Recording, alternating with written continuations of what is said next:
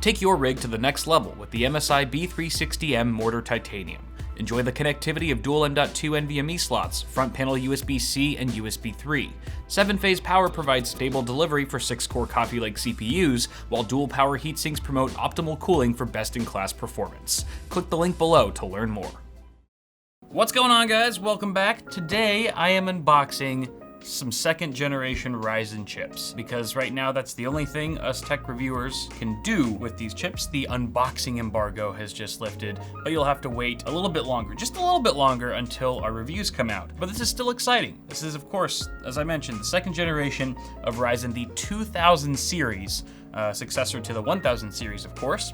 And I have 2 big boxes with me today, both of which I'm sure are filled with goodies. So which one should I do first? Let's do the big one first, and we'll save the Ryzen box for last. Gotta keep that audience retention high. All right, so what do we got here? So opening this guy up, okay. Bring your imagination to life, 2nd gen Ryzen with the intelligent processor. This is our first item, which is, oh, sorry, I just bumped the mic. Sorry, RIP headphone users. I haven't practiced this run. This is just a really rusty on-the-fly unboxing. But look at this. This is the MSI X470 Gaming M7 AC. We get AC Wi-Fi on this bad boy. That's nice. Mystic Light RGB, of course. Looks like it's got some VRM heat sinks and stuff. Reinforced PCIe slot. X470 is, of course, the latest chipset that's optimized for Ryzen 2. But it's also worth mentioning that these are backwards compatible chips. You could slot a 2000 series CPU into an existing AM4 motherboard like an X370, for example, and it would work just fine. The only difference is that X470 gets you a couple nice features that the older generation of boards will not. For example, Precision Boost 2, which is kind of like a built-in overclock for your CPU. It's a really simplified way to say it.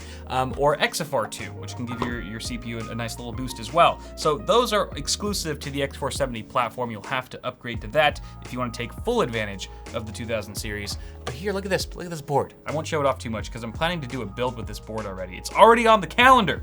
We've already scheduled a very nice PC build with this board and, of course, a brand new Ryzen 2 processor. So we'll put that aside for now because there's a lot more stuff to cover in here. The ROG, that's a big box. Crosshair 7 Hero Wi-Fi. I'm glad that Wi-Fi is starting to become more of a popular thing on full-size ATX or even eATX motherboards, because we all need a little Wi-Fi in our lives once in a while. Of course, Ethernet is still king, but look at this board. Holy moly. Holy moly, that's a sexy board. I love Asus boards. I love their BIOSes, their UEFI. They're very reliable. I mean, a lot of boards are reliable, but I've had personally the best luck with Asus boards in my own experience. This is a very sexy board. I'll have to do a build with this one too. Why not? Look at that. I just want to take all the plastic wrap off, but I'm gonna control myself. I'll save it for later. All right, board going back in there. Excellent.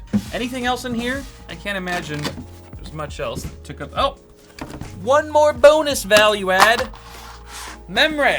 Yes, memory is also worth talking about for this launch because we can now support up to 4000 megahertz DDR4, which is quite a bit faster than we saw in the 1st generation of Ryzen. Whether or not we'll actually see memory kits hit that rated speed on the new platform remains to be seen. But I have high hopes. This is the Sniper X series from G.Skill. We get, 16 gigabytes, I would presume? Yes, 16 gigs of DDR4 3400 speed. Good stuff, and it's kind of got this nice white camo aesthetic on the modules. I'm sure I'll be using this at some point soon. All right, that was it for the big box. Pretty quick, eh? Pretty painless, eh? Now it's time to move on to the good stuff. These, I would assume, are our Ryzen 2 CPUs. Am I right? I am. Oh, what a beautiful overhead shot. Good job, me. All right, so it looks like we got some little notice here that fell down. AMD Ryzen 7 2700X with Wraith Prism. That's got a rainbow effect. They should call it the Wraithbow Prism. I'm getting off topic here. All right, so it says desktop processors, higher performance, incredible technology. Intelligent Ryzen processors just got even smarter. 8 cores, 20 megabytes of cache unlocked. Little asterisks with a bunch of text next to it. Highest multi-processing performance you can get on a mainstream desktop PC.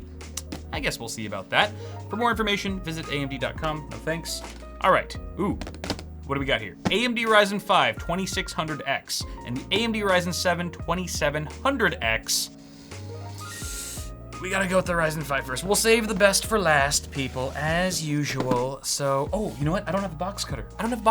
Hold on, I always do this. I always do unboxings and forget the damn box cutter. What's the point, Kyle? I got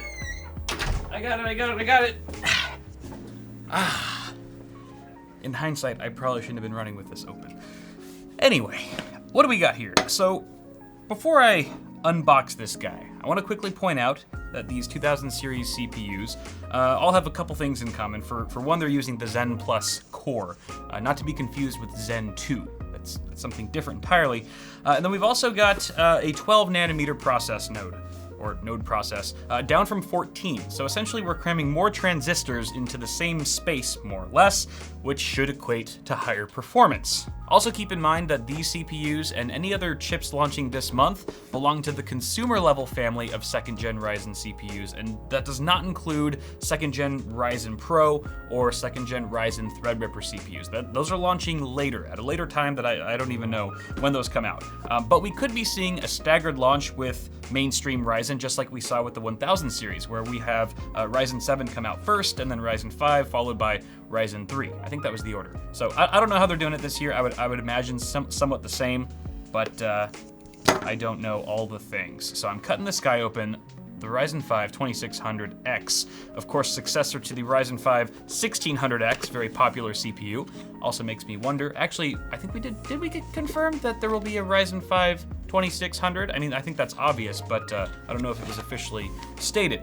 At any rate, what I'm saying is, if that's the case, and we're to follow the 1000 series, most people are probably gonna buy the 2600 non-X SKU, as it will probably be the better bang for the buck, as was its predecessor. Now this CPU features 6 cores and 12 threads, just like the chip it's replacing, but the clock speeds have actually been much improved. So right out of the box, we're getting a base clock of 3.7 gigahertz with a max boost of 4.2, which is pretty impressive when you consider Ryzen 5 first gen was hardly able to hit 4.0 gigahertz. I mean, you had to have a really nice binned CPU for that. If we're gonna see some nice performance gains from these chips over their predecessors, it's most likely gonna be due to that new and improved architecture and the bumped up clock speeds, because the core count and thread count for all these CPUs, as we're aware currently, are going to stay the same.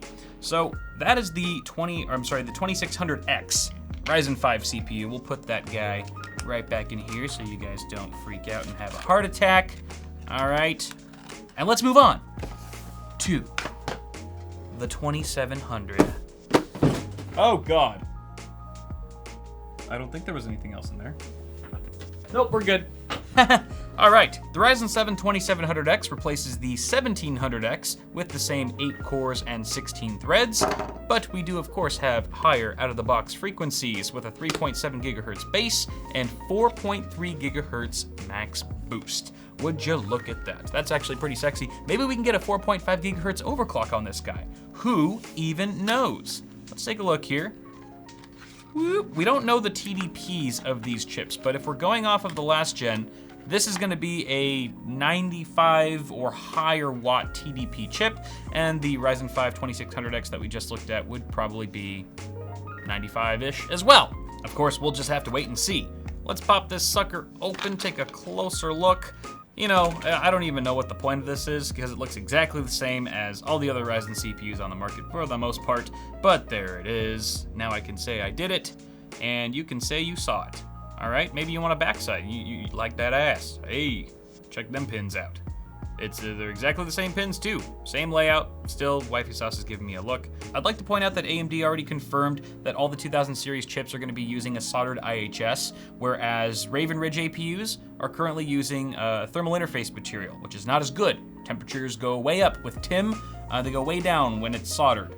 The reason why the Raven Ridge APUs are using TIM is because they're lower powered CPUs to begin with, and it's a lot more expensive when you're soldering an IHS to the actual CPU. So that's why they went that route. It works for Raven Ridge because it's low powered, but for the 2000 series, we are getting full-blown soldered IHSs, very much like the first generation before them. So that is exciting news, and that is the most I can talk about this CPU, or either of these CPUs, for now.